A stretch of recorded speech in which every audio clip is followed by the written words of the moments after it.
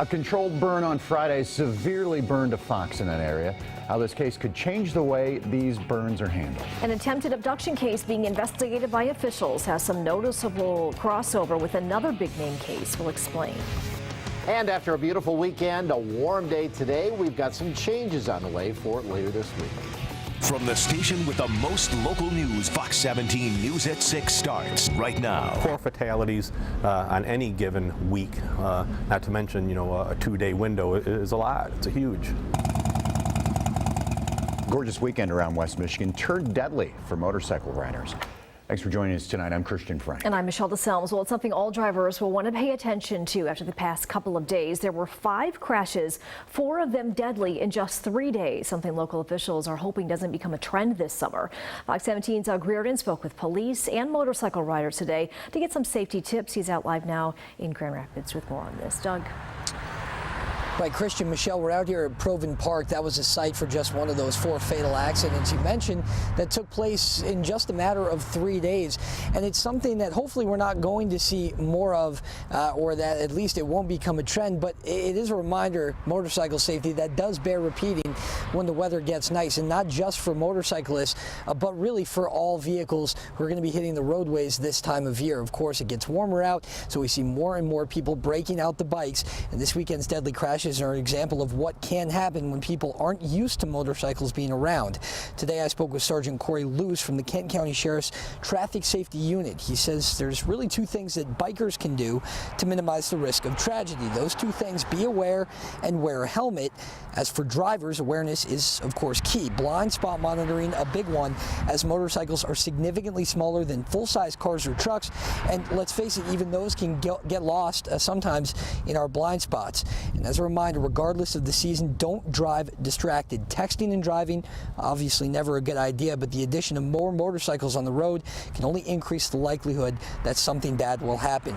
So Brad Schroeder, operations manager at Village Motorsports in Grand Rapids in Holland, he's an avid biker himself, and he told me today it's a problem he sees more and more often. Even when your hands are empty and both hands are on the wheel and you're paying attention, we've all missed vehicles in a blind spot. Now compound that by being distracted, and obviously the results can be tragic. As we saw this weekend, one note from our conversation with Sergeant Luce today as well, he said if you're rusty, if you haven't taken your bike out all season, you've had it in storage, why don't you get in a practice run? Go to an empty parking lot, take it around the neighborhood or even just your driveway for a spin, so you can practice some of those evasive maneuvers that hopefully you won't have to use, but you might out there on the roadways. Live tonight in Grand Rapids, Doug Reardon, Fox 17 News. An elderly woman seriously injured in a crash today. It happened on M40 in Holland at around 1:20 this afternoon. Holland police say a 78-year-old woman pulled out in front of another vehicle while trying to turn left from M40 to I-196. Northbound M40 was delayed for about 2 hours while police investigated. Both drivers taken to the hospital. They are expected to recover. An 87-year-old passenger was also injured in that crash. Well, I couldn't beat the past weekend. We had sunshine, temperatures in the 70s, dry air in place, and even warmer weather today. But we've got a cooling trend coming up as we go through the rest of the week. Take a look at our currents.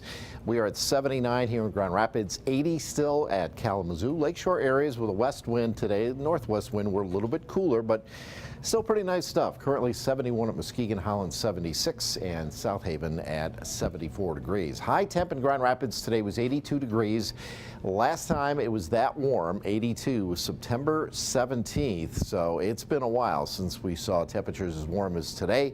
Kalamazoo at 82, Battle Creek at 82. Everybody else for the most part in the upper 70s and morning lows in the upper 40s to around 50. So all in all, a very warm day, at least for this time of year. Things are going to change though. A couple of webcams to show you. Here's Holland, Spyglass Condos. Looks like they're doing a little bit of dredging there in the channel. That's something that they seem to do every year. And here's a look at Fifth Third Ballpark, and you can see that. It's pretty quiet right now, but the Whitecaps do have a game later on tonight, and and you can see that if you're headed to the game, it's going to be dry. I think we're going to see some clouds roll into the picture, but don't anticipate any rain, and it's going to be comfortable sitting out there tonight. Temperatures aren't going to drop all that quick because it's got some moisture in the air. Satellite and radar, it's quiet, but we do have these high clouds streaming in from the west and northwest, and that's going to be a theme for the remainder of tonight. So not as clear as we've seen, and the pattern is kind of the same. There's a front up here to the north, a front and a system out to the west. We're sitting right in between those two. Very dry air in place, so it's going to take a while for that moisture to get in here, but it will start to do so as we go through Wednesday and into Thursday, and that's when our rain chances will increase. Look at the huge difference in our temperature. It's currently 79 at Grand Rapids. You head north, it's 59 at Traverse City. It's 37 degrees at Marquette. So there is a good chunk of cool air with this system. We're not going to be that cold, but we will definitely see a cooling trend as we head through the rest of the week. Upper 60s, just a few showers on Wednesday, a better chance of some light rain on Thursday. More on that coming up, and also we'll talk about even chillier temperatures for the weekend. Christian. All right, thanks, Joe. Police have released the name of a man believed to be connected to one of two shootings near the Wyoming Spring Carnival last week. Wyoming police say they arrested 18-year-old Fernando Hernandez, charging him with carrying a concealed weapon. Two other suspects arrested, a 20-year-old and a 17-year-old, but police aren't releasing their names. The city manager cut the carnival short after shootings happened on both Thursday and Friday nights. One teenager was injured. Changes are in the works after a controlled burn in Holland severely burned a fox, causing it to be euthanized. The man who shared this difficult discovery with us is now working with Outdoor Discovery Center to make sure it doesn't happen again. Fox 17's Dana Chiklis joins us in the studio with details. Yeah, disturbing pictures, but leading the way towards some change tonight. The man behind the rescue tells me he's now working with the Outdoor Discovery Center, working to raise awareness and also the approach of these types of burns differently to stop this from happening again. These pictures are hard to look at. It's a red fox severely burned after this controlled burn at Windmill Island in Holland on Friday. This deliberate fire here working to weed out invasive species, and the agency managing it, that's the Outdoor Discovery Center, says they take precautions. They work with licensed professionals, local fire departments, and on Friday they say they left a 20-foot radius clear of fire, protecting a goose nest that they found. But the man who found this fox struggling to breathe on Saturday says it was heartbreaking. Now he's hoping to enact some change, like bringing on volunteers to help search the area before these burns. And I think timing and maybe volunteers to increase the number of people would help reduce the amount of incidents total from this occurring in the future. Outdoor Discovery Center says there's no good time for these burns, though they believe spring is the best. However, a local fox expert disagrees, telling me this is baby season for animals like foxes. I also spoke with the vet who euthanized the fox, and he says she was about a year old with no signs of nursing, believing there were no babies nearby. In the studio, Dana Chiklis, Fox 17 News. An attempted abduction has one West Michigan Sheriff's Office on high alert as they continue to search for the man who allegedly tried to kidnap a 16-year-old girl. The Muskegon County Sheriff's Office says that at around 9:15 Saturday morning, the teenager was walking home when she got lost. The girl tells deputies that a silver minivan stopped, and the driver, a man in his 30s or 40s, offered to let her use his cell phone. The teen says she got into that vehicle and the man drove off without giving her the cell phone, locking the doors and continuing to drive even when she asked to be let out. After seeing the man reach for what appeared to be a handgun, the 16-year-old says she unlocked the door and jumped out of the moving minivan.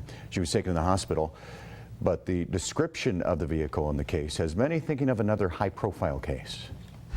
I think probably, there's been a lot of talk in the community just connected to Jessica Herringa disappearance from 3 years ago. Although some things certainly raised some red flags. She's a young female, it's a silver van.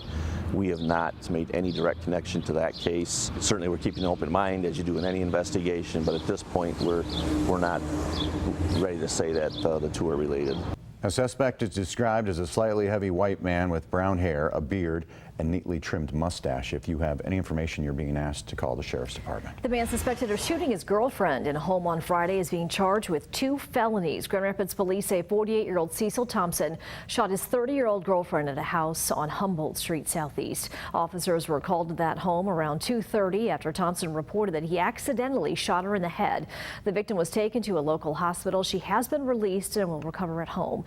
Thompson is being held on a bond at the Kent County Jail.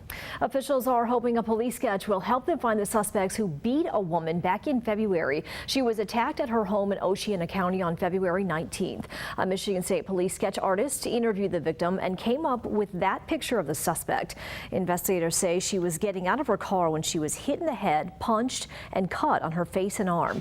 The victim described one of her attackers as a young woman with dark hair and hazel eyes. Anyone with information is asked to call the Oceana County Sheriff's Office at the number right there on your screen. The man who decided an anti-corrosive chemical wasn't needed in Flint, leading to the ongoing water crisis, is still working for the DEQ. Mike Prisby, who used to oversee drinking water and municipal assistance for Genesee County, now works in their transportation and flood hazard unit.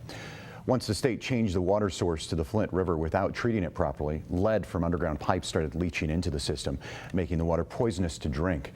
They're still trying to flush it out after switching back to Detroit's water system. Governor Snyder is pledging to drink Flint's water for a month to show people it is safe.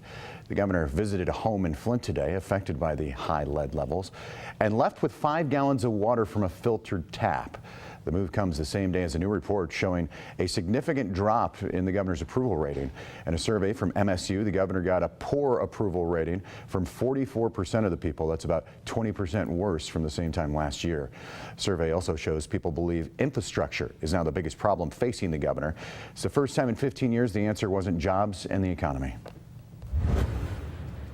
Breaking news now, dispatchers report multiple cars involved in a crash shutting down the northbound part of a highway. It happened on northbound US 131 in Plainwell at D Avenue. Plainwell police tell us multiple cars involved in this one. They don't have an exact number just yet. Northbound US 131 currently shut down and southbound is down to 1 lane. We have a crew on the way to the scene. We'll have more information as it becomes available. We are continuing to get updates on the teens involved in a deadly crash in Alpine Township last weekend. 2 of the teens have been released from the hospital. 15-year-old Caitlin Keeler and 17-year-old Olivia Lawrence have been released. 2 other teens, though, are still in critical condition. One girl lost part of her leg in that crash. The 5th teen in the crash, 16-year-old Alyssa Edgerding, died a day after. Her funeral was held on Friday. One of the victims of the Kalamazoo shooting rampage is being remembered by the school she worked to help. In a Facebook post, Calhoun Community High School says it is collecting money to buy books to refresh its library. The post says Mary Jo started the library and would have liked for it to continue.